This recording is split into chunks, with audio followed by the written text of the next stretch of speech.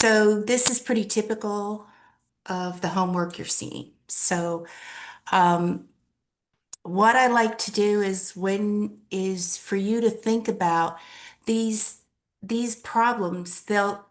Sometimes they'll guide you through, sometimes they won't, right? Sometimes they leave a little bit more for you to do, and that's something that I wanted to point out, especially if you're just getting to remember how to use Excel or you're refreshing in Excel, right? You feel free to make these your own, right? And to put notes in them and do whatever you have to do.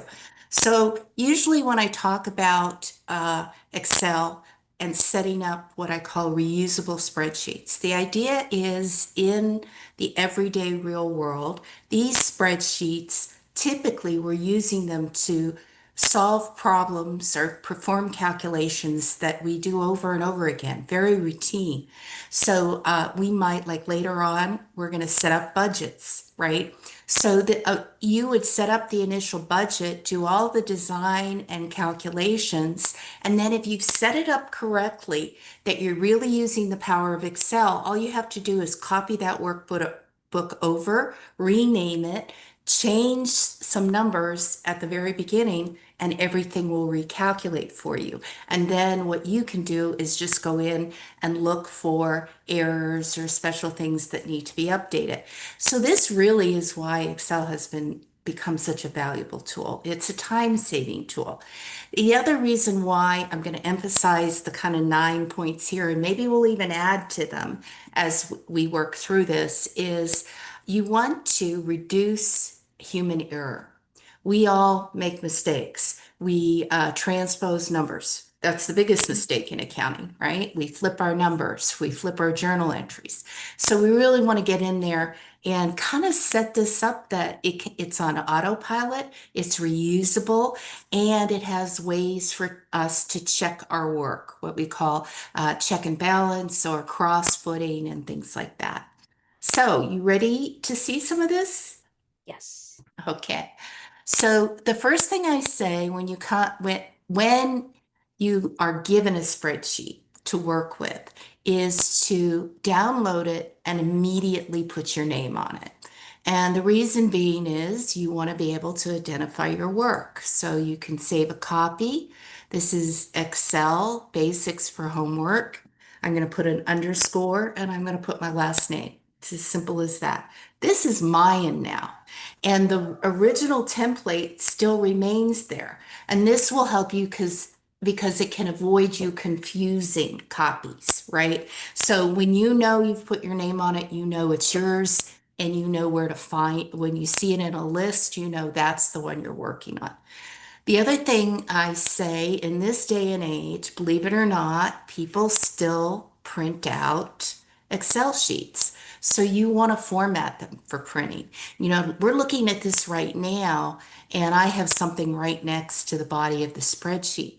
If we would print this whole thing, it would be multiple pages because of how this is set out. What we want to do is really emphasize for the user of the spreadsheet that they can easily go in and print what we want them to see. So we can emphasize this is your area to look at. So if you can see, I highlighted this area. I can name it and things of that nature. We don't even have to do that right now. We're just going to go into File, Print. We're going to make sure that it's set up right for selection.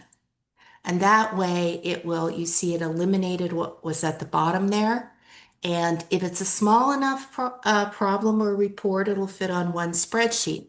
If not, we may want to go in and do other things. For example, the first thing I caution is never click on a big spreadsheet, never click on fit on one page, or you're going to get like kind of microscopic kind of things.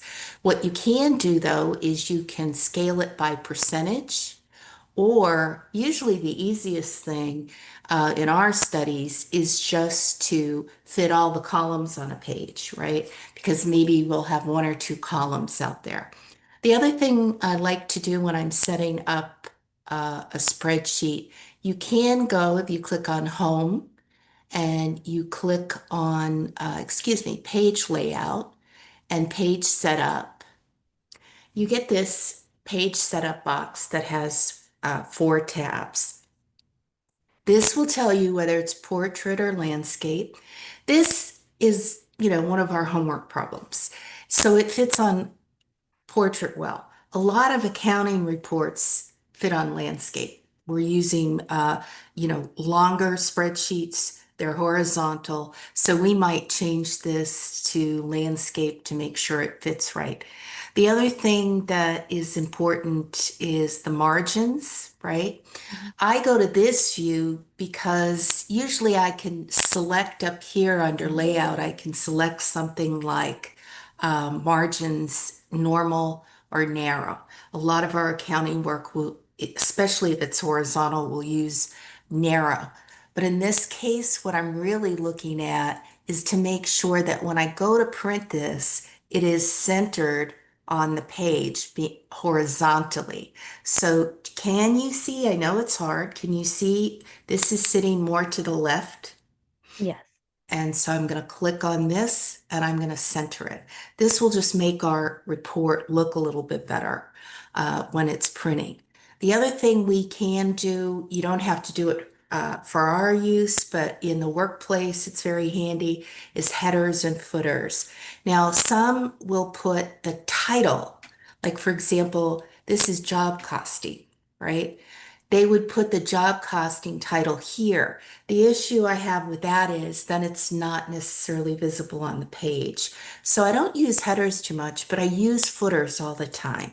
And usually with the footers, I'm going to be doing something like the page number. I might enter the date or things of that nature just to give me more information about the spreadsheet. So that is kind of the idea about setting things up for printing so that when uh, you send it off to a supervisor, you send it off to a reader or some user of it, it's in a format that they can easily just click print and they're gonna get what you want them to focus on. Does that make sense? Yeah. So is this like, should we set all this up for, I guess, for like our assignments and their homework? I don't give it in the online class, but I do in the face-to-face, so we do. It's just Okay. good practice, you know what I mean? Okay. Yeah. Yeah, so try it. Okay. Um, and then the whole goal is name them in a meaningful way. So if this was a job costing report that you were going to use every week at your job, right? And you had to produce one every week, there's a couple ways you could do it. If you wanted a unique, just a single spreadsheet in a workbook, you could just do save a copy. And in addition to the title, you might put the date or week of or month, right? The other thing you can do, which we'll talk about in a little bit, is create an entire workbook with a tab for each week or a tab for each month or a tab for each job, right? And then you have all your information.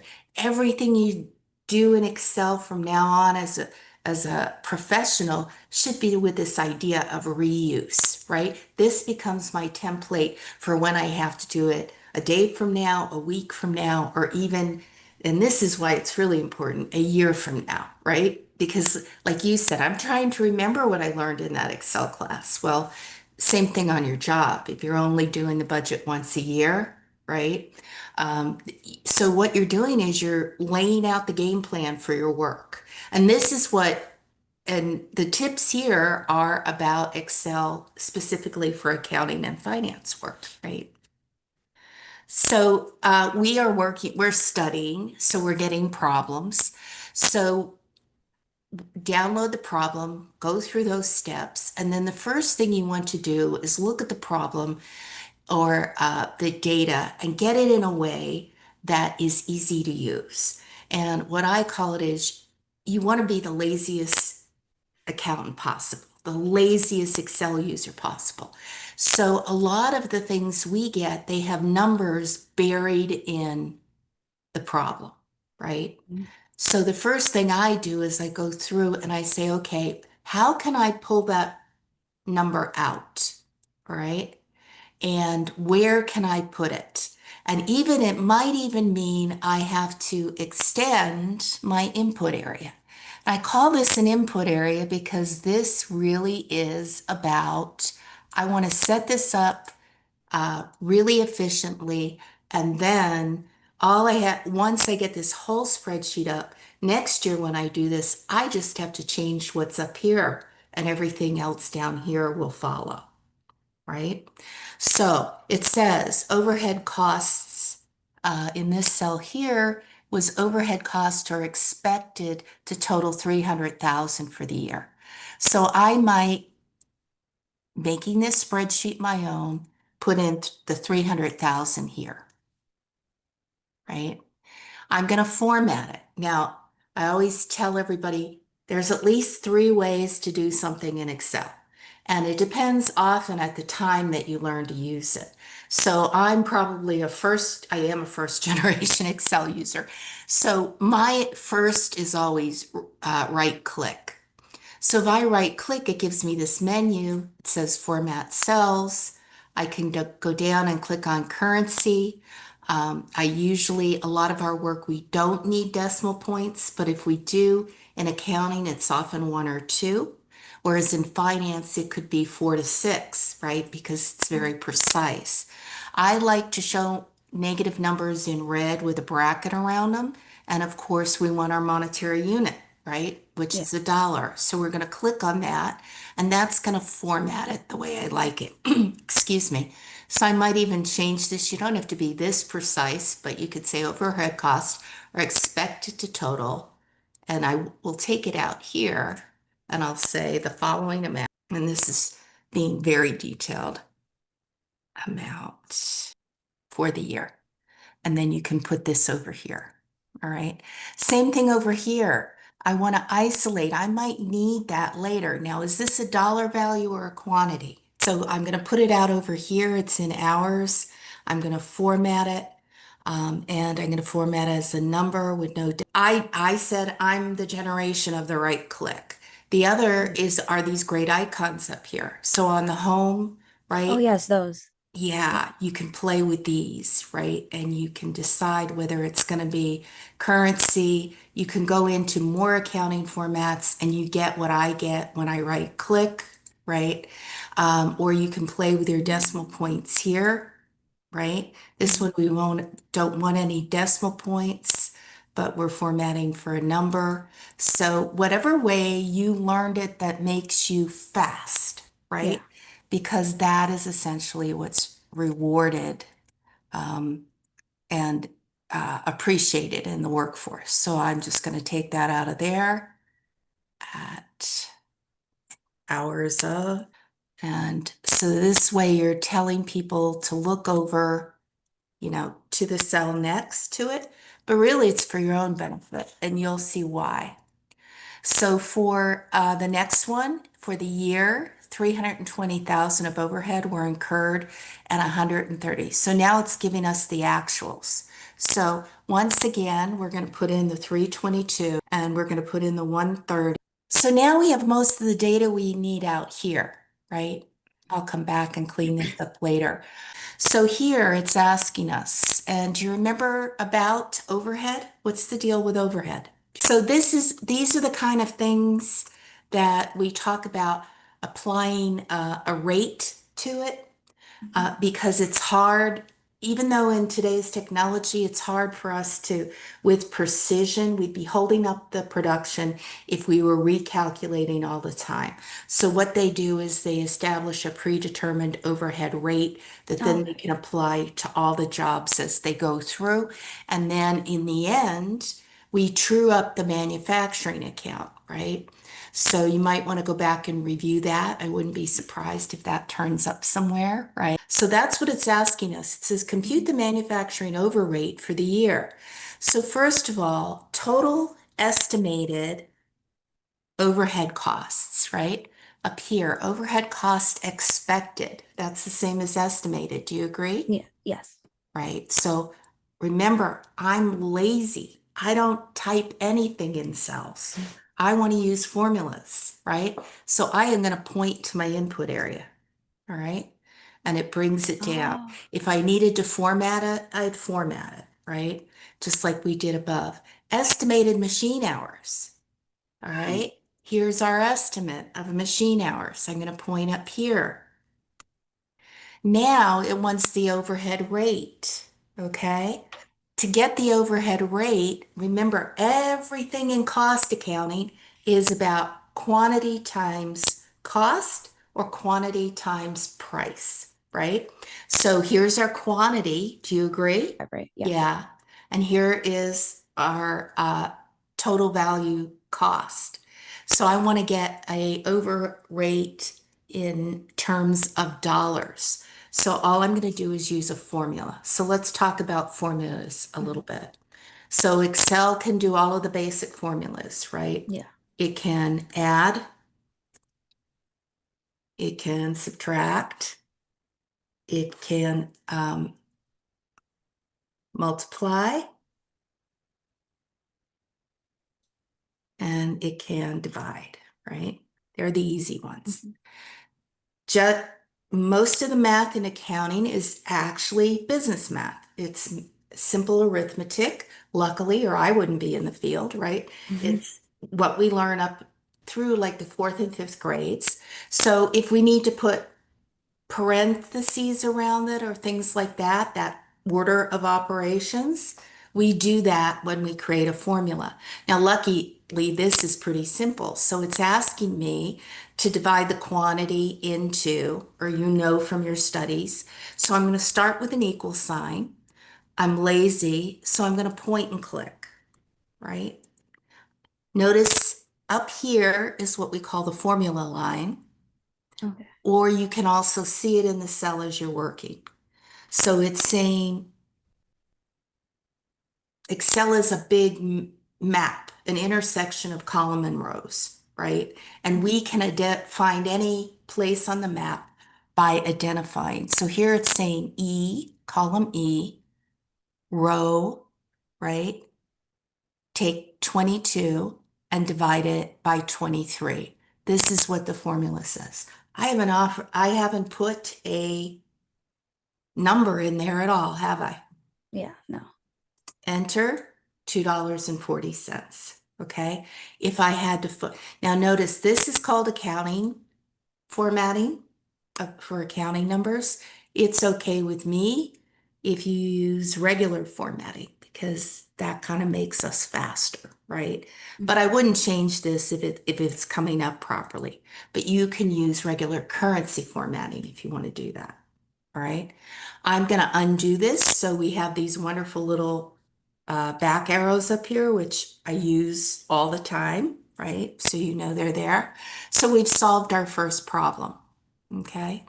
And we've done it. And this is when I talk about in class, and this is what I was afraid wasn't coming across in our distance environment. This is using formulas in Excel. This is showing your work in Excel. All Right. right.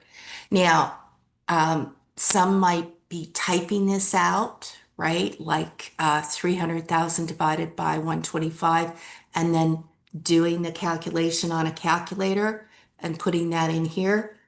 That's going to slow you down. Okay. Remember, the power of Excel is that it can do the math for you as long as you understand your formulas. And what we're going to talk about next is copy and paste business, or dragging and dropping into these different cell locations is what makes things really powerful. And certainly this pointing makes it powerful. Okay. So remember, we're going to look all year long. The company has been using $2.40, the hourly machine hours, as their rate. It is machine hours. So they've been using that as their predetermined overhead rate and applying it to all jobs. And they've been charging that overhead into the manufacturing overhead account. And at the end, then we find out what the actual is. And then we look at the predetermined and the actual, and we see is there anything left in the account? Because at the end of the year, when we go to produce our financial statements, that account should be empty. So what we do is we make journal entries to remove the over applied or under applied overhead rate. So here they want the actual. So where are the actual? Is that going to be the 130 Yes. again? Okay. All I'm going to do is equal point and click, right? Okay. Now it said manufacturing overhead applied, right? Versus manufacturing overhead incurred. Which is the actual between these two lines? Would it be the incurred? That yes. So Okay. now I'm just going to point up here. I'm also a big believer in do what you know first, right? Mhm. So, especially if you're stuck on a problem.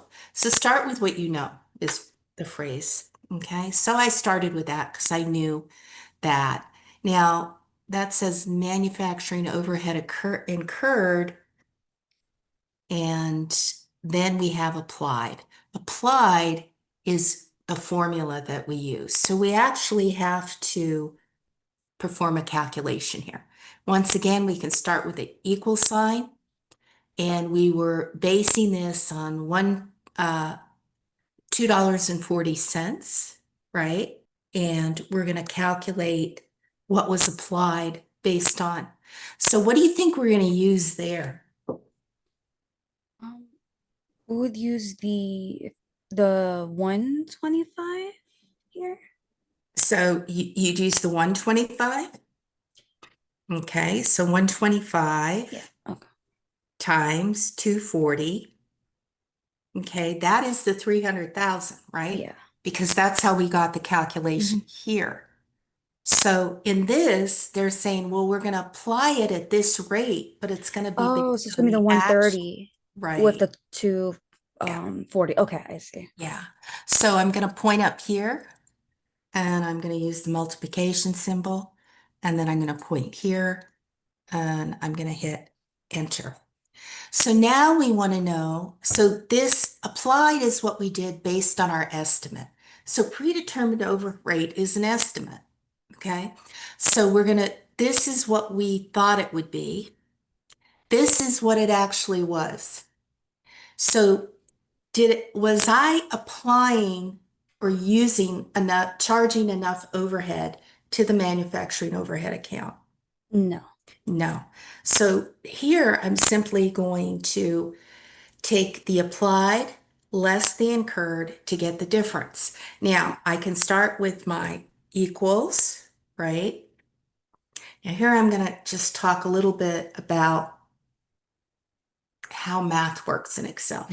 So I can do equals and I can point, right? And I can do minus that, and I'm going to get negative 10,000. The other thing you will see if you remember studying, oh, well, do they put brackets on it? Are they subtracting it? What are they using? We can also use formulas, right? And there's an area called auto sum, okay? And it will add cells together. Now, in this case, we want to subtract. So if I wanted to, I could put a negative sign in front of that and get the same thing. So sometimes when you're creating a report, you have to decide what is the best approach, right? Yeah. Since and especially if you had a really lot of data. In this one, it's sort of small, so I'm going to hit the back arrow, my favorite arrow, and I'm going to go back and just put my original formula in, right? To show that I'm calculating the difference. Yeah. And that's from the format that we had established earlier, is the parentheses is going to be negative. Okay. Yes. Yeah. And if I wanted to put it in red, I could put it in red. So if I went back in there and I formatted it, and I'll step back a second.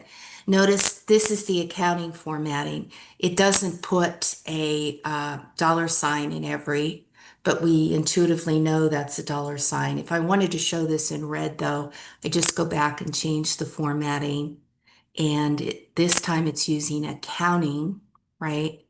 And it automatically presents it as a negative, but not as red. So Okay. I could go do and I could do something special or custom to change the color, but I'll just leave it this way right now. Okay.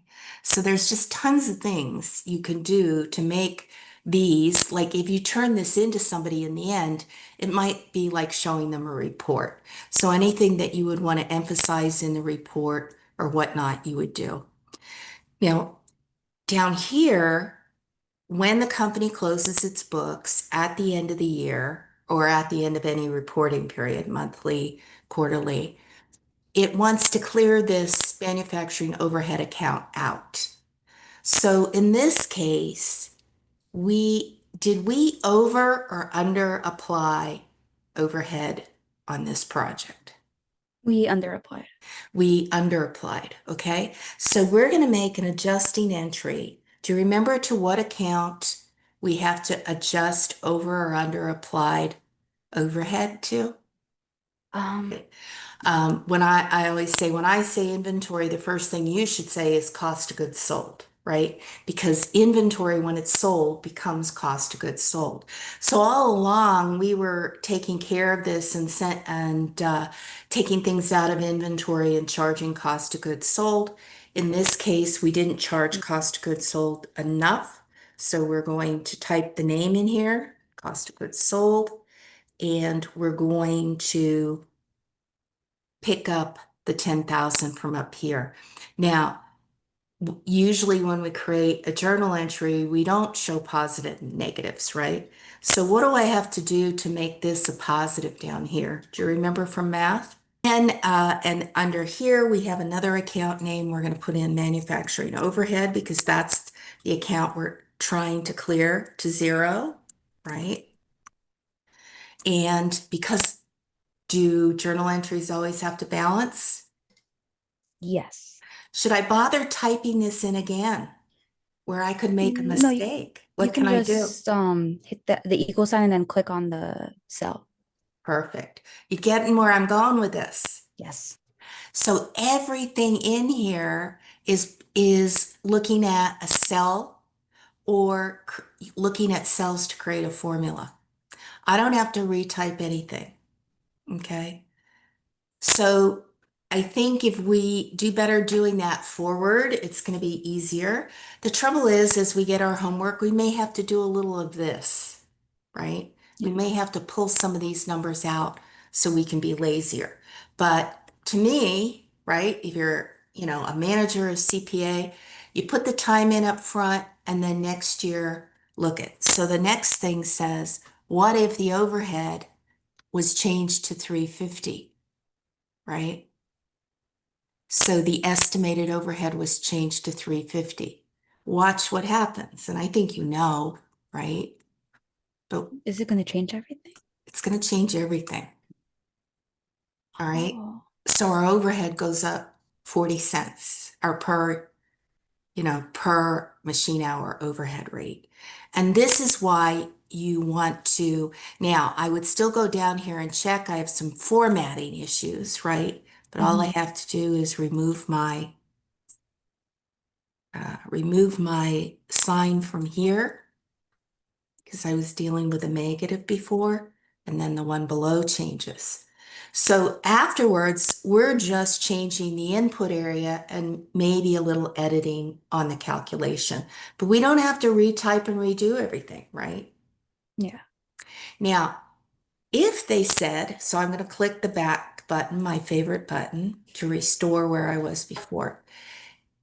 If usually they'll say, say this was job number 45, right? So I click down here on the tab, I right click, I rename it, um, job costing, job 45.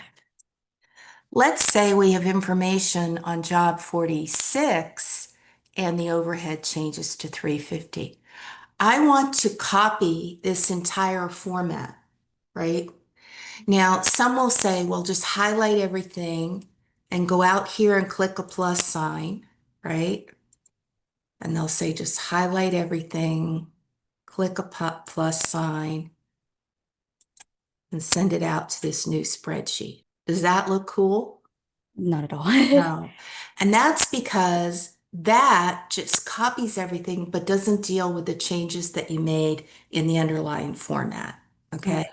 So the real way when you need to duplicate a sheet, the best way is to right click, click on move or copy, click on create a copy, and then I'm going to you can put it in a new book, or I'm going to put it in the same book. I'm going to put it in the same book, but I am going to put it right after that spreadsheet. So I'm going to put it right after 45. I get something that's named 45 version 2. I'm going to right click that, and I'm just going to say, oh, remember this was job 46. Okay. Now I have the information, right? But remember, we said this version, the overhead changes, right, to 350, and that changes all the calculations in our spreadsheet. Okay. Okay. Which is what we want because we want to be the laziest but fastest and most correct accountants that there can be, right? Yeah. So did that make some sense? Yeah, a lot actually. Yeah. So this is the power of Excel, right? Now, some of the other tips up here, I talked about formatting, right? As if it's a report, okay? Um, you want to guide the viewer for this. So you need to get to know these things up here. The two most important to me are color, right?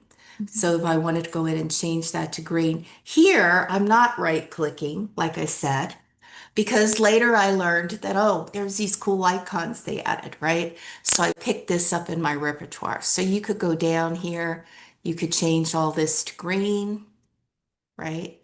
The other thing is the boxes, the borders. So the borders are created with this icon, right? So here I could go in if I wanted to put a big thick border around the whole calculation. I would pick thick outside borders. Do you see how the difference is Yeah. coming in? Okay. So sometimes when you're lazy, you do have to fuss with your formatting and things, right? Like I've seen that green there, it really shouldn't be there. But it's worth it because you're doing things by exception as opposed to recreating them from scratch, right? Which sharpens your auditing skills, right? Because auditors do everything by exception. So down here, I'm just changing this to give me the thicker border on the outside. And here, if I wanted to remove and have no fill on the journal entry, I can do that.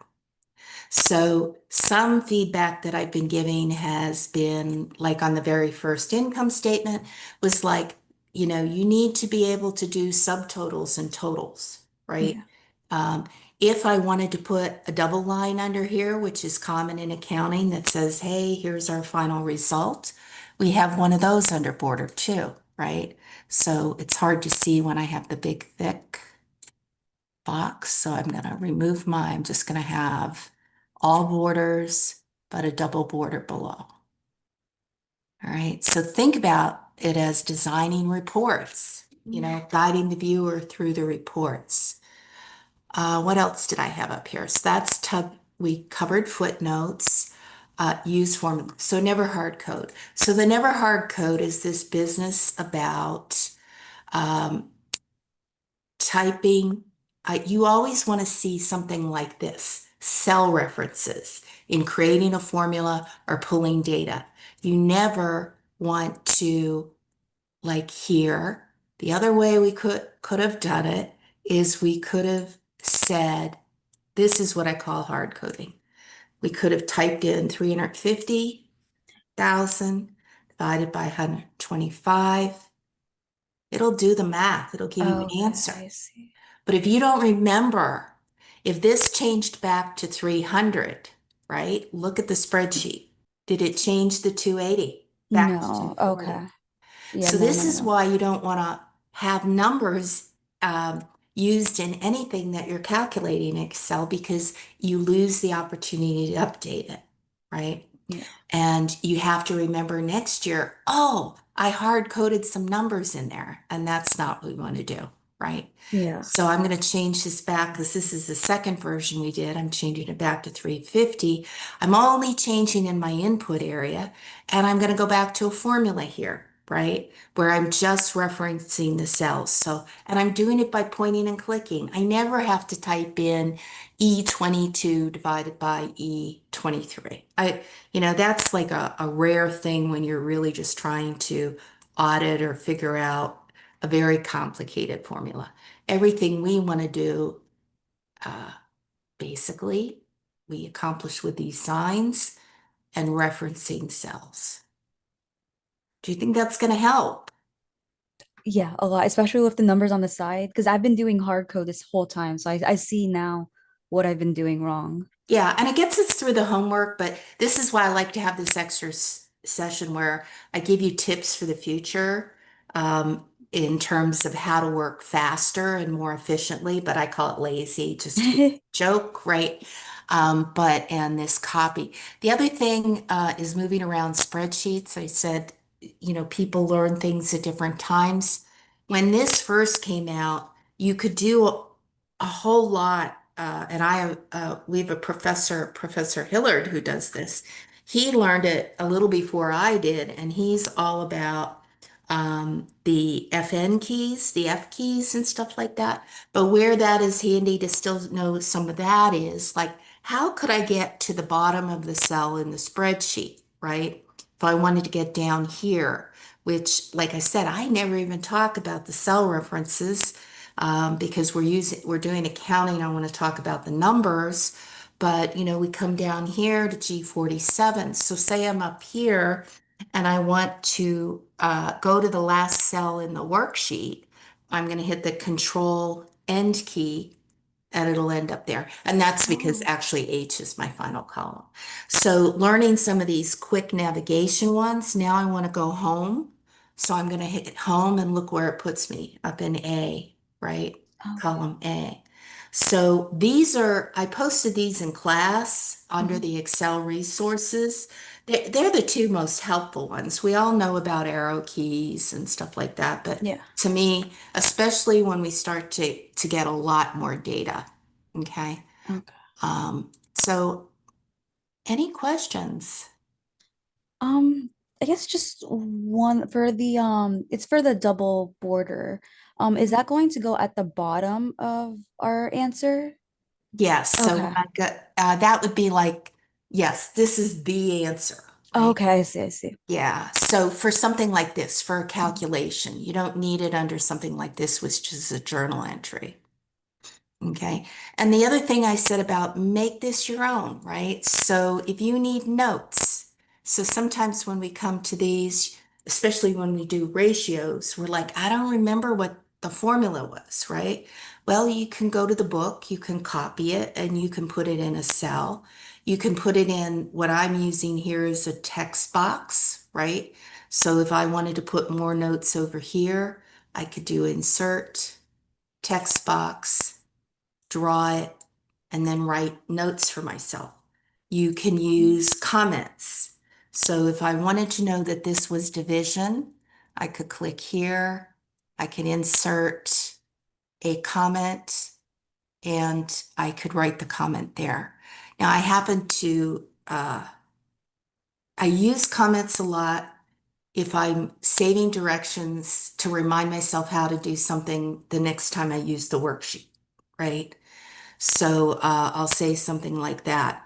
If we want to delete that comment, right, we can delete the comment. The other thing you can do is when we talk about using borders. So here I'm going to put a bold line and I'm going to say, we want an outcome after this, right? I So, see. and then if I can't remember what I need to do, you could just put a single apostrophe means you're turning it to text, right? Oh, And then I'm going to put divide. And that just gives me a reminder to divide this into that, right? Or you could even just put a note over here, divide, right?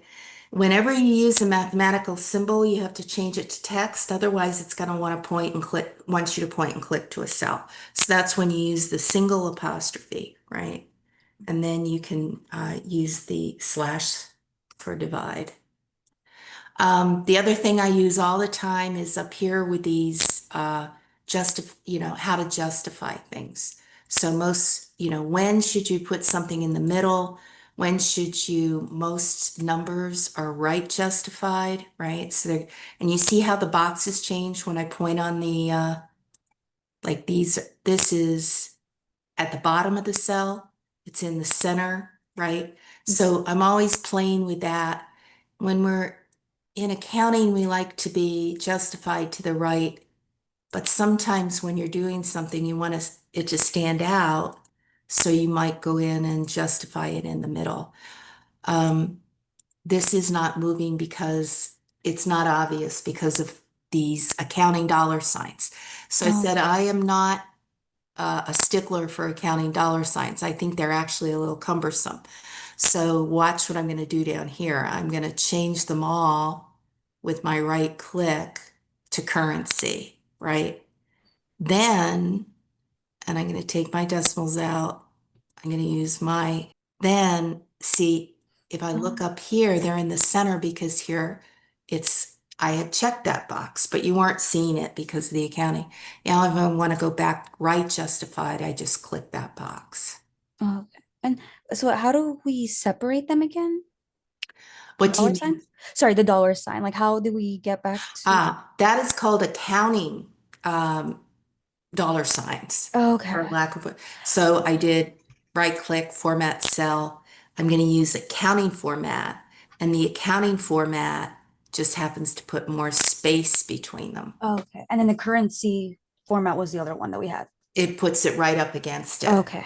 I'm okay if you use either one, but what I don't like getting into is this, here they have the accounting currency, right? Well, that's not currency, that's quantity. So that's good. But remember, before when we had this, they didn't have this marked as accounting currency. It didn't Yeah. have a symbol. That's why I'm just make it easy on yourself and use dollar currency. Yeah. That's our monetary unit in the US, right? So, but you're going to see variation on financial statements. Okay. So this one, if I wanted to take off that accounting dollar, then they're just using a number. I don't want to have to touch every single cell, right? Yeah. As far as formatting. So I want to get something that works all over. See, that's how we originally were. The last thing I want to talk about is copying formulas. The biggest copy I gave you was this idea of sheets, Hmm. right? Yeah. You do not want to highlight and then go to an empty sheet and just paste. You're not going to bring all this wonderful column spacing over with you. So once again, that's right click, move, create a copy, right? And then decide where you want to put it. It can be in another workbook, right? So that's a big one. But the other is the idea of formulas. So the power of Excel is this idea that it counts. It's like a map. So if I have something in this cell, right, and I'm going to take this out, and up here, I had more information, like another year's worth, right? And I had 250,000 up here. All right. So first of all, I can, if I wanted the same formatting and everything, I slide it over. It takes the formatting with it. And then I'm going to put my 250 in again. And now, if this was, say, year one, and I'm just kind of making things up here, right? In year two, why did it pick up that 250? Do you know? Is that from the I think I5? Yes. Okay. So because these numbers had the same column and Oh, row I see. relationship, and they were connected, they were in adjacent cells. I could just take my little handle here. You see that little green box? I could have put it there and slide over. And what it's saying to this cell is look one to the right on the same row that this number came from. So this is really the power of Excel. It's called relative cells, and it's this whole idea that I could, have it as long as my numbers are following or adjacent, as long as the data in my cells are adjacent to each other, I could use this kind of technique, right?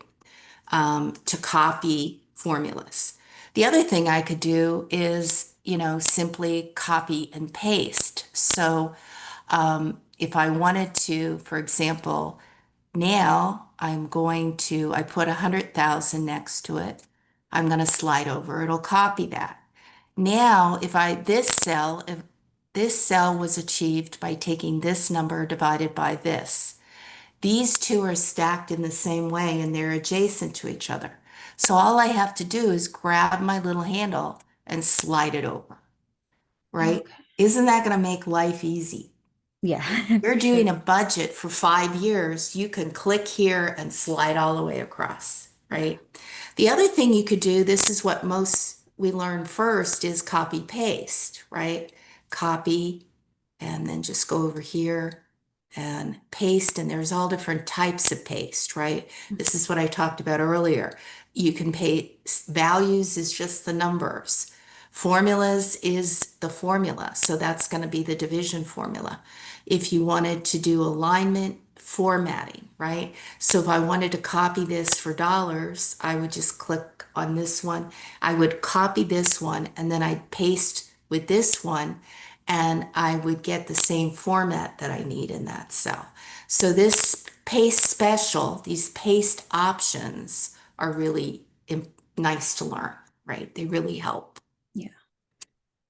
Any other thoughts on that? And I know we had a question. Was it you, Allison?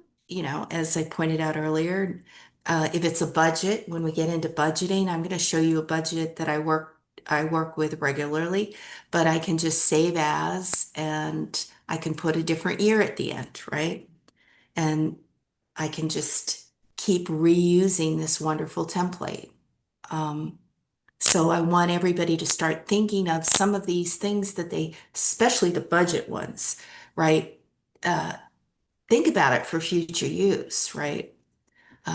And sometimes you're not going to be an accountant, but you're going to be a manager. You have to be able to actually know a little bit more because you have to be able to look at what's wrong, find what's wrong, right?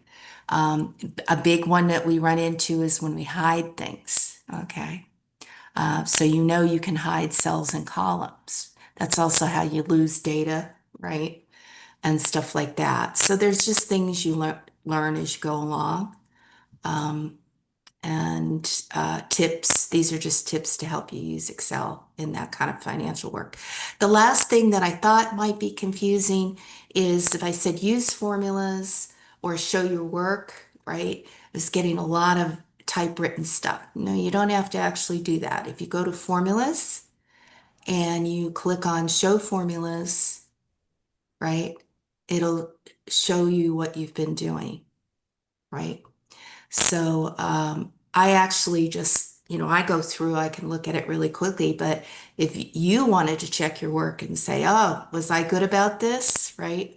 Or you wanted to see, how did I perform this calculation? Oh, I took this and this, right?